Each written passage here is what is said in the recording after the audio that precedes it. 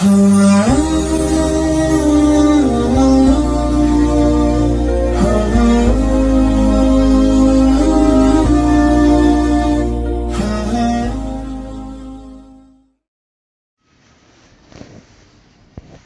بالله من الشيطان الرجيم. بسم الله الرحمن الرحيم.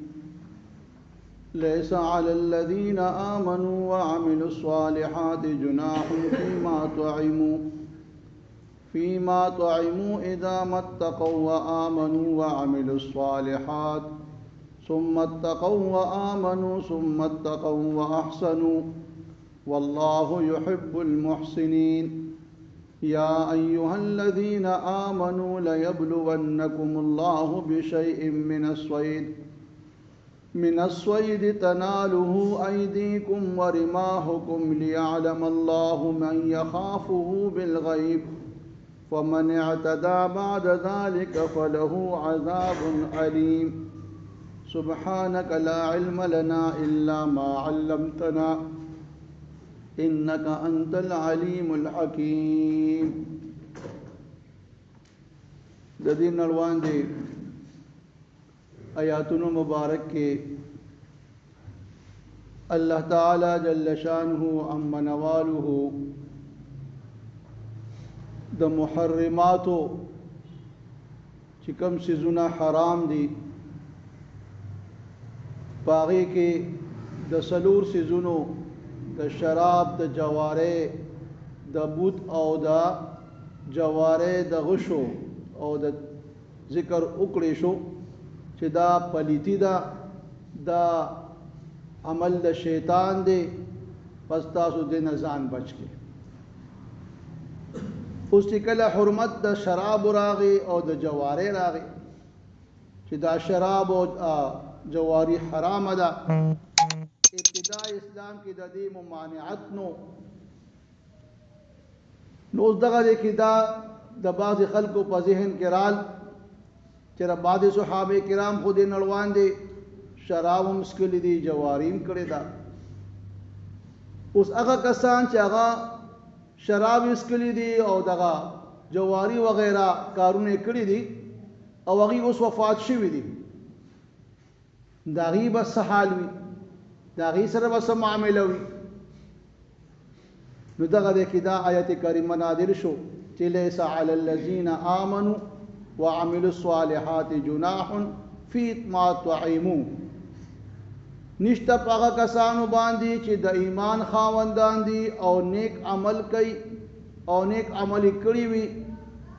اس گناہ پکې نشتا، اس تپوس پتی نوی پاغه چې کم دوی سه خوراک کا کړی دي د دې حرمت نمخ کې چې لا دا سيزونه حرام نو او دا غي نمخ کې چا سه خوراک کا کړی دي، شراب اس کلی دي، جواره پیسې چې کم دي هغه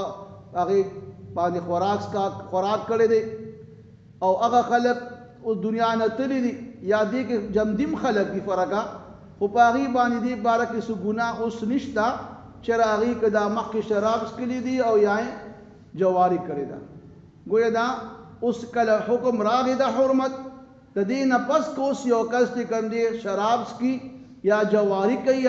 نو داغه نه به تپوس کولی شي او داغه له بداغي یا سزا ور کولی شي. اوس الله فرمایي چې کله په د باندې ګناه نشته خو په داسې حال کې الله داغي شرط بیانوي اذا متقوا وامنوا وعملوا الصالحات، بشرطی کی چې دا سړی تقوادار وي، ایمان وروړي وي، نیک عمل کړی وي، خدا حرمت نه مخکې د کار کړی دي نو دغه وته ګناه نشته. ورپسې بیا وي ثم اتقوا وامنوا، بیا چې کوم دي د الله نه یریدلی وي، د الله نه یریږي او ایمان وروړي، ثم اتقوا واحسنوا، او بیا الله فرمایي چې تقوادار وي، پرهیزګار وي او نیک کار کوونکی وي، احسنوا. او دلته درې پیری دا متقوا وآمنوا درې پیری ذکر راغی، ثم اتقوا وآمنوا ثم اتقوا واحسنوا، دو پیری د ایمان ذکر راغی او درې پیری د تقوا ذکر راغی. د دې مفهوم او مطلب بعض علما دا بیانې چې دا لومبني اذا متقوا وآمنوا دا اصل ایمان او تقوا ده، اصل ایمان دا دی چې انسان ځان د شرک نه د کفر نه بچ کی او صحیح ایمان وروړي او بیا پرهیزګاری او تقوا اختیار کړي ځان د شرک او کفر نه بیا بچ ساتي نو دا لومبني اصل ایمان او اصل تقوا ده او دا دویم ثم اتقوا وآمنوا دا بیا په دغه ایمان او تقوا باندې برقرار پاتې کېدل چې کوم ایمان د قبول کړی دی او د کومه تقوا د اختیار کړی دا چې دا ایمان او تقوا دی پرې نږدې په دې باندې مضبوط ودرېږي او دا دریم ثم اتقوا واحسنوا مراوي دا دی چې دا ایمان والا انسان د الله د یرینا د الله بندگانو باندې ظلم نه ځان بچ کی او هغې سره نیک سلوک او ښه سلوک ورسره وکړي او علامه بیضاوي رحمه الله فرمایي چې د لومبني دا اتقوا و آمنون مراد د انسان د خپل قلب او روح سره تعلق ساتي او دا دویم اتقوا و آمنو د دې کیفیت او حالت تعلق چې کوم دی هغه دا نور خلق سره د تقوا او د ایمان د معاملې خبره ده او ثم اتقوا واحسنوا دا دریم چې کوم بیا د انسان او د درک درمیان چې کوم حالت د تقوا دی پرهیزګارۍ دی دینه مراد وی هغه دی بهرحال درې پیری د تقوا ذکر دی او دو پیری د ایمان ذکر راغی د تاکیدن چې چا ایمان اول خو ایمان قبل ول دی او ځان د ګناه نه بچ کول دی لومبني خدا اصل ایمان تقوا شو بیا په دې خپل ایمان تقوا باندې برقرار پاتې کېدل او دریم بیا چې کوم دی د خپل ایمان او د تقوا په وجه باندې د الله د یری په وجه باندې بندګانو باندې ظلم نه کول او هغې سره ښه سلوک کول او چې کله انسان دی حالت تراغي دا د مقام احسان شو او د مقام احسان بارکه د الله پیغمبر نه جبرئیل امین ته پوښتنه کو چې د احسان معنی څه ده وی فرمایل چې د احسان معنی دا ده چې ان تعبد الله كانك تراه وان لم تكن تراه فانه يراك د الله عبادت دا سکوا چې ته الله ویني وای دا انسان چې کله ایمان وروړي تقوا اختیار کی پدې مضبوط قدرېږي قائم دائم لري نو بیا دې مقام احسان ته ورسی چې دغه دې کې بیا دې کم عبادت کوي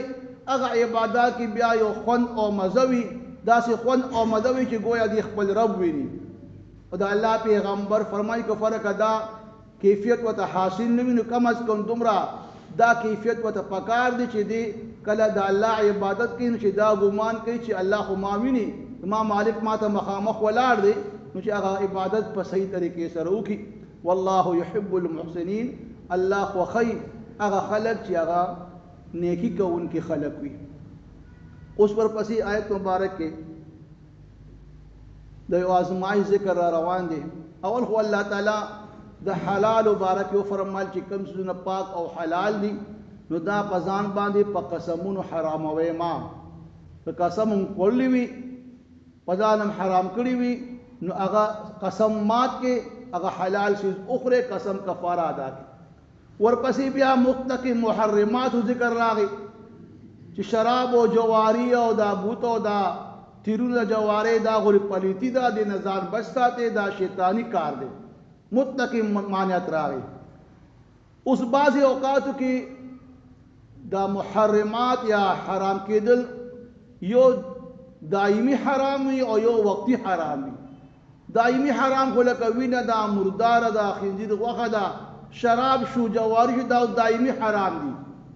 او بعضې څیز چې حلال وي خو یو وخت دپاره هغه په انسان باندې بند شي حرام کړي شي لکه کله انسان چې کله مانځه ته ودرېږي تکبیر تحریمه ووایه الله اکبر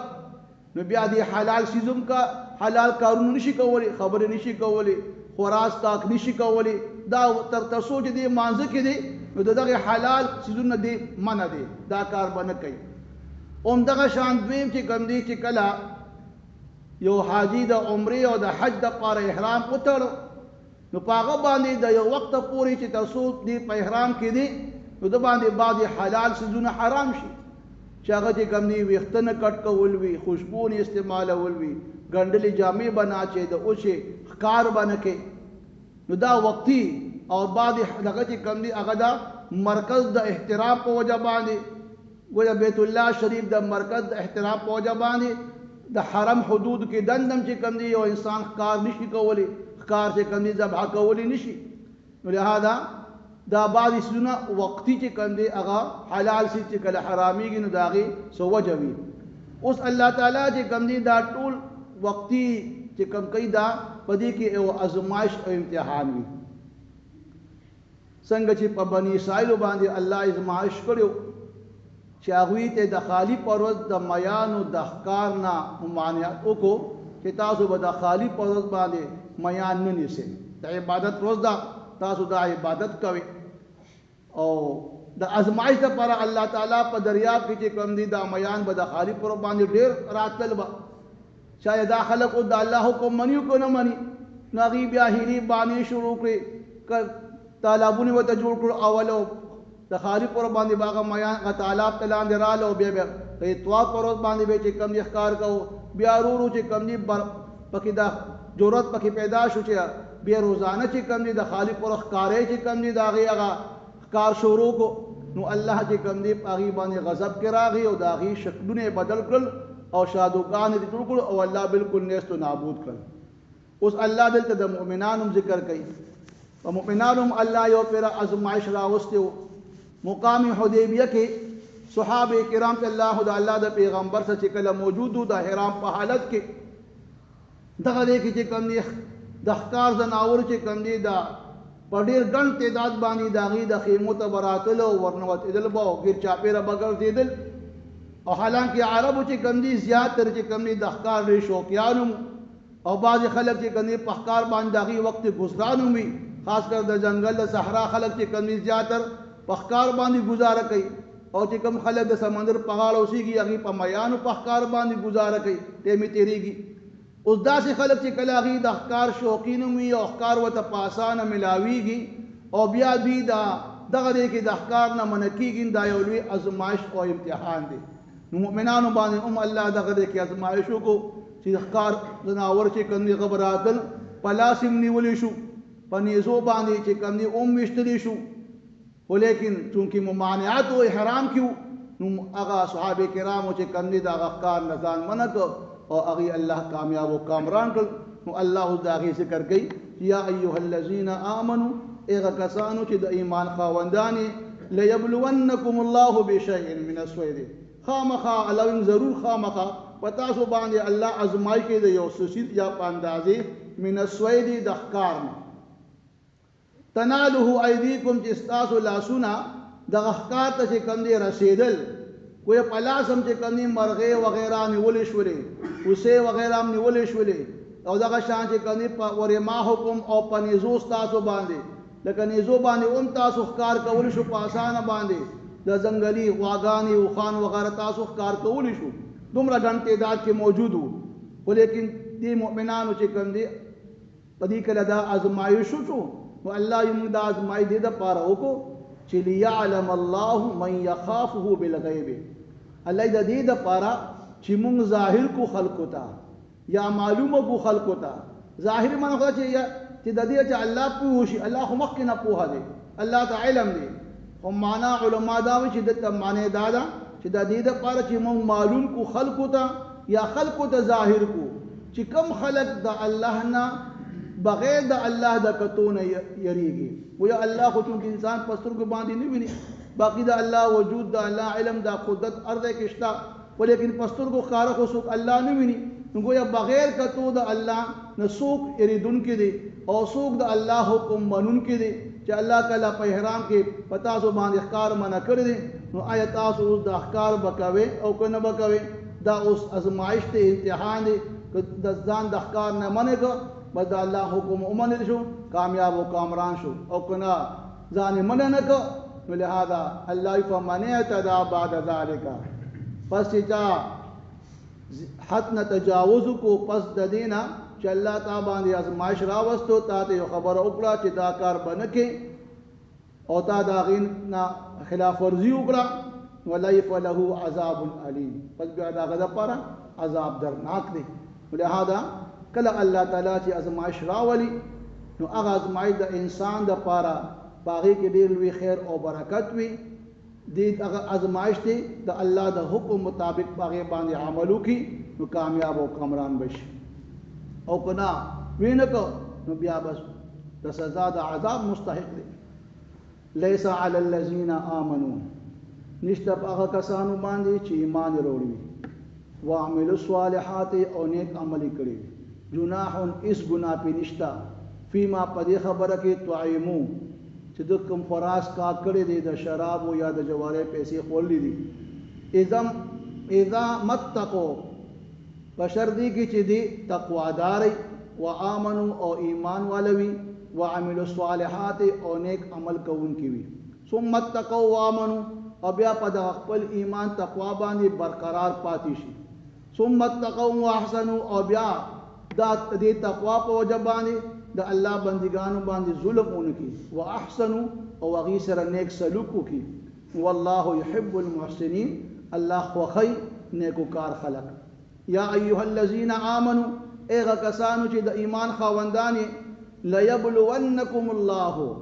ضرور ازمائش کوي په تاسو باندې الله، بشیء پس سیس سره، دا شین کې دا تنوین چې حمزه کې راغلی دی وي دا د تحقیر د پاره په کم سیس سره، گویا د احکار چې کوم دي دا خو یو معمولي غونډه خبره ده، که اوس داسې کله یو غټ داسې امتحان راغی نو چې پای کې تاسو چې په دې سیس سره تاسو په دې کې کامیاب شئ نو هلته بیا دغه غټ حکم کې کامیابېږي، نو بشیء په یو معمولي سیس سره چې هغه من الصید د احکار دی، تنالوه چې ستاسو لاسون، تنالوه چې رسی ستاسو د احکار ته ایدیکم لاسونه ستاسې، گویا پاسانه باندې په لاس باندې احکار نیولی شي، ورماحکم او یا په نیزو باندې، چونکې هغه زمانه کې نیزې وي د احکار دپاره،